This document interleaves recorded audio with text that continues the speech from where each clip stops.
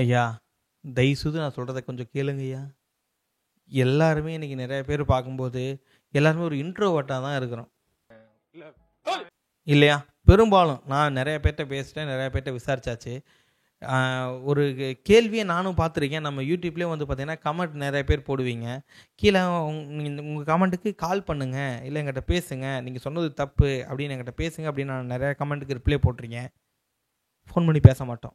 ஏன்? ஃபோன் பண்ணி பேசுனா தூக்குல தொங்க விட்ருவாங்களே.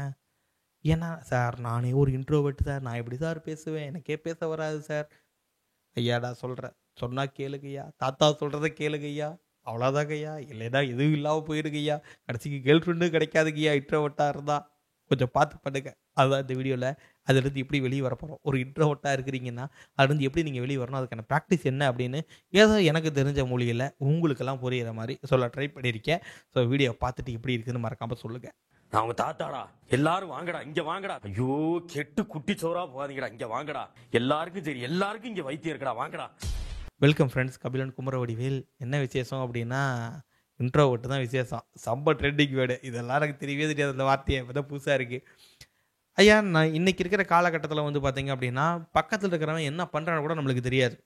பக்கத்தில் இருக்கவனா இப்போ சொல்கிறேன், உங்கள் காலேஜில் உங்கள் பெஞ்சில் பக்கத்தில் ஒரு பையன் இருக்கான்னா அவன் என்ன பண்ணிட்டுருக்கான், அவன் எதில் நாலேஜ், அவன் எதில் சூப்பரு, எதில் டாப்பு, எது சூப்பராக பண்ணுவான், எதை பண்ண மாட்டான்னு ஒரு விஷயம் உங்களுக்கு தெரியவே தெரியாது. ஆனால் நாங்கள் படித்த காலத்தில் தெரியும். பட் எதை சொல்கிறோம்னா பூமர்னு வாங்க, இல்லை கிரிஞ்சுன்னு வாங்க, அது ஒன்றும் முக்கியம் இல்லை. ஸோ ஏன்னா இந்த கொரோனா வந்து பார்த்திங்கன்னா ஒரு பெரிய தாக்கத்தை ஏற்படுத்துச்சு. அதில் முக்கியமான ஒரு தாக்கம் வந்து பார்த்திங்கன்னா எல்லாத்தையும் இன்ட்ரோவர்ட்டாக மாற்றிடுச்சு.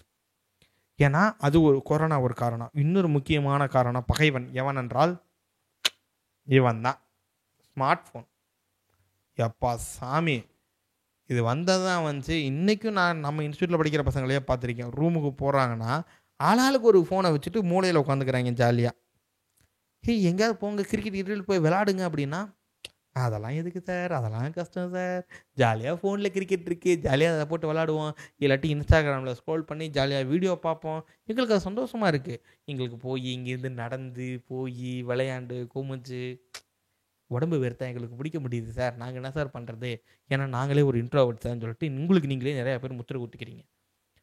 ஐயா, நீங்கள் எனக்கு தெரிஞ்சு இப்போ கேர்ள் ஃப்ரெண்ட்ஸே கிடையாது நம்ம மெக்கானிக்கல் இன்ஜினியருக்கு. அதுக்கு முக்கியமான காரணம் வந்து ஃபஸ்ட்டெல்லாம் நீங்கள் நினச்சிட்டு இருக்கிறீங்க மெக்கானிக்கல் இன்ஜினியர் பசங்க மட்டும்தான் இருப்பாங்க, கேர்ள் ஃப்ரெண்ட்ஸ் இல்லை அப்படின்னு. அப்படிலாம் கிடையாது. பசங்கள்லாம் மெக்கானிக்கல் இன்ஜினியர் பசங்க மட்டும் இருந்தாலும் அழகாக கேர்ள் ஃப்ரெண்ட்ஸ்லாம் நிறைய பேர் வச்சுட்டு தான் சுற்றினாங்க. என் செட்லாம் நிறைய பேர் கேர்ள் ஃப்ரெண்ட்லாம் வச்சுருந்தாங்க, என்னையும் சொல்லலாம். பட் ஏன் அப்படின்னா மெக்கானிக்கல் இன்ஜினியர்ஸ் கண்டிப்பாக இன்ட்ரோவர்ட் கிடையவே கிடையாது. ஏன்னா காலேஜுக்குள்ளேயே வந்து பார்த்தீங்கன்னா ரொம்ப கெத்தான டிபார்ட்மெண்ட் மெக்கானிக்கல் டிபார்ட்மெண்ட்டு தான். அது உங்கள் எல்லாத்துக்குமே தெரியும். எல்லா ஸ்டாஃப்கிட்ட யாருக்கிட்ட பேசணுன்னாலுமே ஆளாக போய் நின்று பேசுகிறவன் நம்ம மெக்கானிக்கல் இன்ஜினியராக தான் இருக்கும். அந்த அளவுக்கு செம்ம கெத்தான ரொம்ப போல்டான ஒரு ஆள் தான் நம்ம மெக்கானிக்கல் இன்ஜினியர்ஸ் இல்லையா? ஆனால் அப்படி இருக்கிற நம்மளே இன்றைக்கி வந்து பார்த்திங்கன்னா ஒருத்தர்கிட்ட போய் பேசுறதுக்கு நம்ம கூச்சப்படுறோம். புதுசாக ஒரு ஆள்கிட்ட பேசுறதுக்கு தயங்குறோம். ஓகே, ஸ்டேஜ் ஃபியர் இருக்குதுன்னா வேறு சார். 10 பேருக்கு முன்னாடி என்னால் பேச முடியாது. சரி தம்பி, எத்தனை ஃப்ரெண்ட்ஷிப் வச்சுருக்கீங்க, எவ்வளோ ஃப்ரெண்டு கேங் வச்சுருக்கீங்க, அதில் நீங்கள் என்ன பண்ணுவீங்க அப்படின்னா அதெல்லாம் இல்லை சார், நல்லா பசங்க பழகுவாங்க பேசுவாங்க, மற்றபடி இன்ட்ரோவர்ட். ஐயா, நீங்கள் பேசுனா தாங்க உங்களுக்கு கிடைக்கும், பேசுனாங்க விட உங்களுக்கு கேட்டால் தான் கிடைக்கும். வாயத்துறன் தான் பேசி தொலைங்களேண்டா, கேளுங்களேண்டா. கேட்டால் தான் கிடைக்கும், கரெக்டு தானே? அப்போ கேளுங்க, உங்களுக்கு என்ன வேணுமோ கேளுங்க ஃபஸ்ட்டு. சார் எனக்கு வேலை வேணும் சார், 15,000 சம்பளத்தில் வேலை கொடுத்தா நான் எப்படி போகிறது? 25,000 சம்பளத்தில் எனக்கு வேலை கொடுங்க. சரிப்பா, 25,000 என்ன தெரியும்னு கேள்வி கேட்பாங்க. கேட்காமையா இருப்பாங்க? கேட்கட்டும், கேட்டால் அதுக்கு பதில் சொல்லுங்கள். என்கிட்ட பதில் இல்லை, பட் நீங்கள் கற்றுக் கொடுங்க, நான் கற்றுக்கிட்டு 25,000 சம்பளத்துக்கு வேலை செய்கிறேன், பேசுங்க.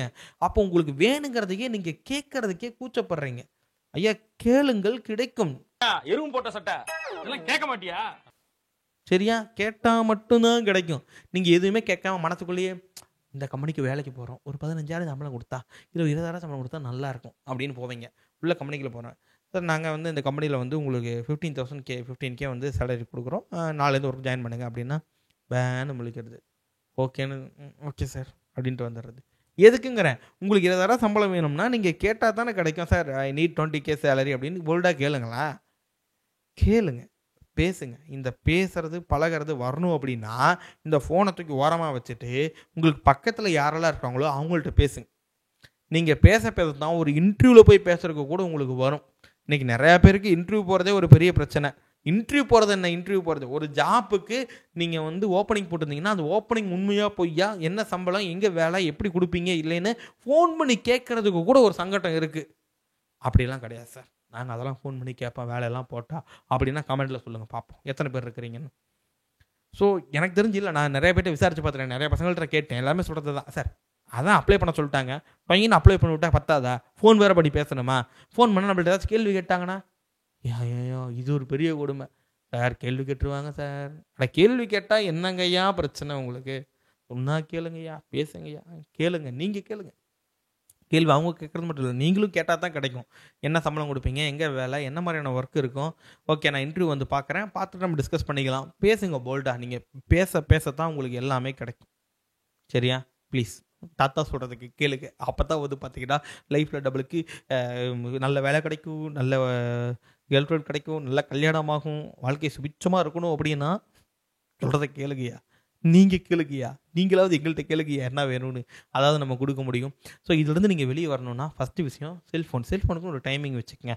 ஸோ 8 மணிலேருந்து 9 மணி வரைக்கும் நான் வந்து செல்ஃபோன் யூஸ் பண்ண ஆரம்பிப்பேன், இல்லை இந்த டைமில் நான் செல்ஃபோன் யூஸ் பண்ண மாட்டேன்னு நீங்களாக உங்களுக்கு ஒரு கண்ட்ரோல் கொண்டு வாங்க.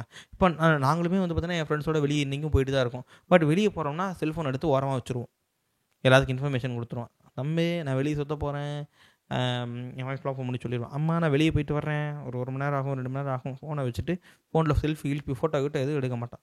ஜஸ்ட் அந்த மொமெண்ட்டை என்ஜாய் பண்ணுவோம், பசங்களோட பேசுவோம், ஃப்ரெண்ட்ஸோட பேசுவோம். நீங்களும் பேசுங்க, பேசத்தான் உங்களுக்கு ஒரு ஃபன்னே இருக்கும். உங்களுக்கு அந்த ஃபன் ஃபேக்டர்லாம் எதுவுமே தேவையில்லை.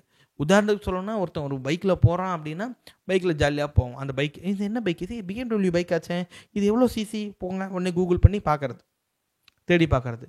சரி அந்த BMW ஷோரூம் எங்கே இருக்குது கண்டுபிடிங்க, உங்கள் பக்கத்தில் இருக்குதா, போங்களேன், போய் பாருங்களேன், பார்க்கறதுக்கு என்ன பிரச்சனை. பார்க்க மாட்டோம், பார்த்துட்டோம் அப்படின்னா அவ்வளோதான், நம்மளாலாம் கையிலே பிடிக்க முடியாது.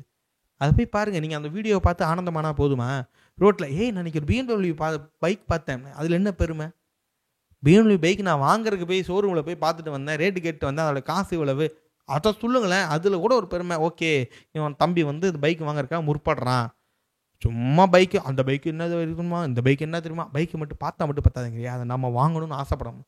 நீங்கள் ஆசையே பட மாட்டேறீங்களே.